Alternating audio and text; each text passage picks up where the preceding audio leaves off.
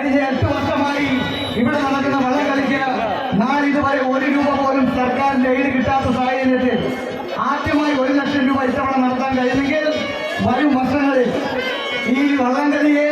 സർക്കാരിന്റെ ഭാഗമായി തന്നെ ചമ്പക്കുളം മൂലം ജലോത്സവം നടക്കുന്നത് പോലെ അതിനും അപ്പുറമായി മികച്ച ഒരു നിലയിലേക്ക്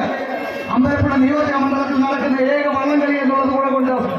ഈ വള്ളംകളിയുടെ മാറ്റ് കൂടുതൽ ഉയരങ്ങളിൽ എത്തിക്കുവാൻ അപാരപ്രദം ജനങ്ങളുമായി സഹകരിച്ചുകൊണ്ട്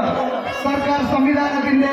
എല്ലാ പരിരക്ഷയും ഉറപ്പുവരുത്തിക്കൊണ്ട് തന്നെ വരും വർഷങ്ങളിൽ കൂടുതൽ ഗ്രാന്റ് അനുവദിച്ചും വള്ളംകളി പ്രേമികൾക്കും തുടർച്ചക്കാർക്കും ഇത്തവണ തുടർച്ചക്കാർ നിരവധി ആളുകൾ സന്തോഷം പങ്കുവയ്ക്കുകയുണ്ടായി. നമ്മുടെ ടൂറിസം വകുപ്പ് മന്ത്രി, സാംസ്കാരിക വകുപ്പ് മന്ത്രി ശ്രീ PC വിശ്വനാഥ് ആലപ്പുഴയിൽ നെഹ്റു ട്രോഫി ബാർഫൈസിന്റെ ഗ്രാന്റ് തുക വളരെ വലുതായി ഉയർത്തി. അതൊക്കെ കൊണ്ട് തന്നെ ആലപ്പുഴയുടെ MP ശ്രീ KC വേണുഗോപാലിന്റെ മുമ്പിൽ നമ്മൾ അപേക്ഷ സമർപ്പിച്ചു, നിർദ്ദേശം വെച്ചിട്ടുണ്ട്. കരിമാടി ജലോത്സവത്തിനും സർക്കാരിന്റെ ഗ്രാന്റ് വരുന്ന വർഷങ്ങളിൽ ഉണ്ടാകണമെന്ന് അദ്ദേഹം നമ്മുടെ മുഖ്യ രക്ഷാധികാരിയായി കൂടി നിൽക്കുന്നതുകൊണ്ട് അദ്ദേഹത്തിന്റെ ഉൾപ്പെടെ പിന്തുണയാൽ കരിമാടിയുടെ ഈ ജലോത്സവം കൂടുതൽ